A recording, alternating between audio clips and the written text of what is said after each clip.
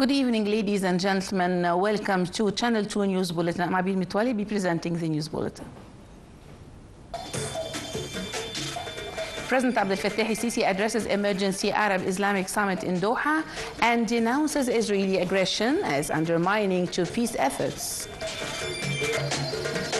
25 Palestinians are killed in continuous Israeli aggression in the Gaza Strip.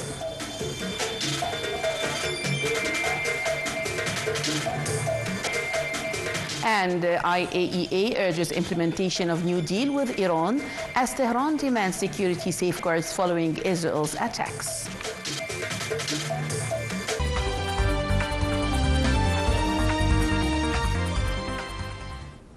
Welcome back. The news in detail. President Abdel-Fattah el-Sisi expressed Egypt's full solidarity with Qatar and its sovereignty following the Israeli attack against the Arab state on the September 9th. Addressing the opening session of an emergency Arab summit in Doha, the president described the unprecedented attack as violation of the Arab national security, warning of Israeli aggression actions that could escalate conflict in the entire region.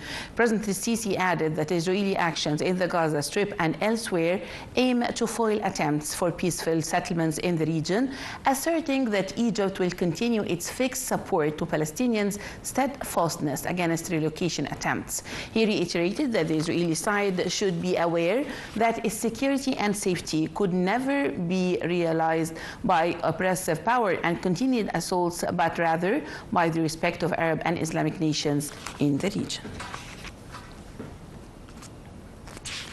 And on the sidelines of the Arab Islamic Emergency Summit in Doha, President Abdel-Fattah el-Sisi met with Qatari Emir Tamim bin Hamad al-Thani.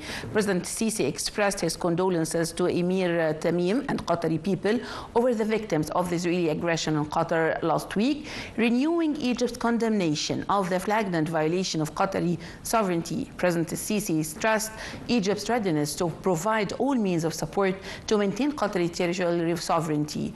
For his part, Emir Tamim expressed his appreciation to Egypt's established stances towards Arab issues and its rejection to Israeli aggression on Qatar. The meeting also tackled the latest developments in the region and means of restoring its stability. The two leaders also asserted the importance of fostering joint Arab action and forming a unified front to protect the Arab national security. Both leaders also reiterated efforts will continue to seek a ceasefire in Gaza to guarantee a flow of humanitarian aid into the Palestinian territory. They also said attempts to force a relocation of the Palestinians are unacceptable. 17 Palestinians were killed and tens wounded by Israeli bullets and shelling across the Gaza Strip since dawn on Monday, as almost 3 years Israeli aggression continued. Meanwhile, aid agency warned an Israeli takeover of Gaza City would be catastrophic for a population already facing widespread malnutrition. We have more in the following report. 17 Palestinians were killed and 10 wounded by Israel bullet and shelling across the Gaza Strip since dawn on Sunday, as almost 3 years Israeli aggression continued. Palestinian sources said 10 Palestinians, including children, were killed in Israeli bombardment that hit 2 houses west of the northern Gaza City, which is witnessing an Israeli devastating escalation amid plans to seize the city. 6 Palestinians, including 3 children, were killed in the Israeli shelling of the tent housing displaced people in the same area. Aid agencies warn an Israeli takeover of Gaza City would be catastrophic for the population already facing widespread malnutrition. Another Palestinian man was also killed by Israeli soldier fire in the Maghariqa area between northern and central Gaza. Meanwhile, the death toll from malnutrition and starvation causing Gaza rose at least to 422 people, including 145 children, since the Israeli war began. Israel had blocked all food aid from entering Gaza after breaking January ceasefire agreement in March and only allowed few supplies through the controversial US-backed agency in late May, leading to the conflagration of the starvation crisis in late July. Israel has been allowing more aid into the enclave since late July to prevent further food shortages, though the UN says far more is actually needed. A new Gaza-bound Egyptian humanitarian aid convoy left the Rafah border crossing on its way for the Palestinian enclave. The 37th convoy is part of an initiative dubbed Zed al-Izza that was launched by the Egyptian Red Crescent Society in late July within the framework of continuous efforts to alleviate the suffering of the Palestinian people in the Gaza Strip.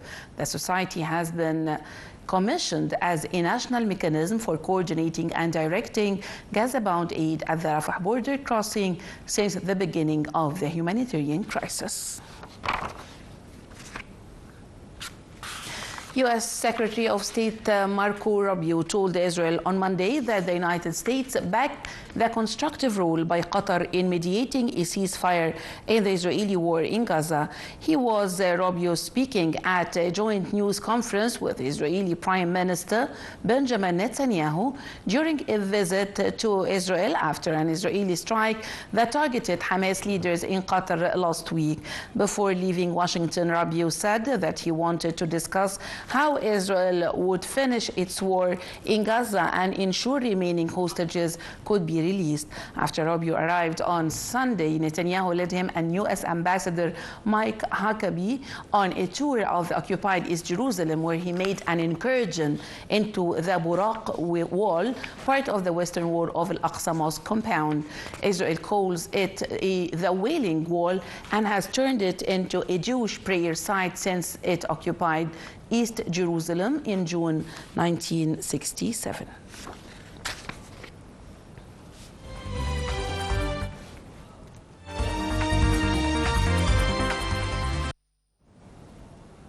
The United Nations Atomic Watchdog Chief called Monday for the implementation of a cooperation framework it struck last week with Iran, as Tehran stressed need to address Iran's security concerns with the Safeguards Agreement. Iran agreed to the deal with the International Atomic Energy Agency IAEA in Cairo to restore confidence following the Israeli attacks on Iran's nuclear facilities last June. Addressing the opening day of the agency annual general conference, its chief, Rafael Grossi, said it was now to implement the deal to allow the agency to continue its work in spite of all the difficulties. In his statement to the General Conference, Iran's Atomic Energy Organization chief, Mohammad Islami, said that continued cooperation with the agency will be pursued through new arrangements once the security, stressing the necessity of optimizing the benefit from the private sector's capabilities and expertise in the health service field. The Prime Minister made these remarks in a follow-up meeting at the investment opportunities available in the health sector. Deputy Prime Minister and Minister of Health and Population Khalid Abdel Ghaffar briefed the meeting on adopting an integrated system of investment incentives in the health sector, allowing many investment opportunities in the construction and operation of hospitals nationwide. The fourth meeting of African trade ministers kicked off today in Cairo under the chairmanship of Minister of Investment and External Trade Hassan El Khatib.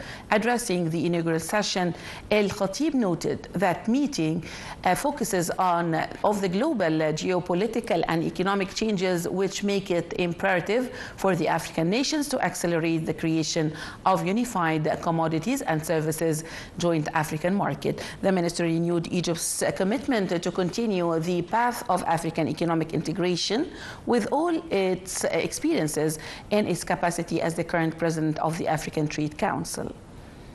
And the Egypt stock market closed in fluctuation today amid purchases by the Arab and foreign investors and corporations against sell-offs by local investors and corporations. The market capital of listed companies added 12 billion Egyptian pounds, crossing 2.5 trillion pounds at the end of an average transactions of 43.1 billion pounds.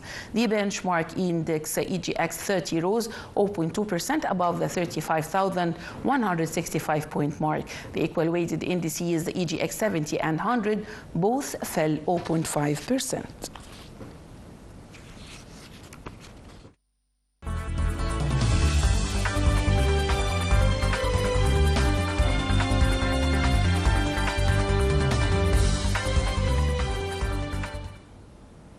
Pyramids FC advanced to the next stage of the 2025 FIFA Intercontinental Cup with a comprehensive win over New Zealand's Auckland City in the FIFA African Asian Pacific Cup playoffs.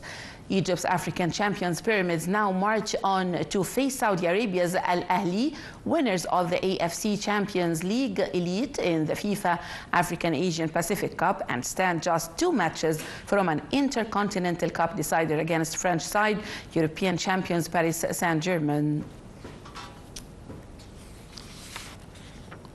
Erling Haaland struck twice as Manchester City inflicted another damaging defeat on Manchester United with a comprehensive 3-0 win. Phil Foden opened the scoring before Haaland took center stage with a second-half double either side of an incredible miss from the Norwegian as City bounced back from 2 consecutive Premier League defeats. City remains 6 points adrift to leaders Liverpool, but victory is a huge confidence boost for Pep Guardiola's side ahead of the facing Serie A champions Napoli and Premier League title rivals Arsenal next week.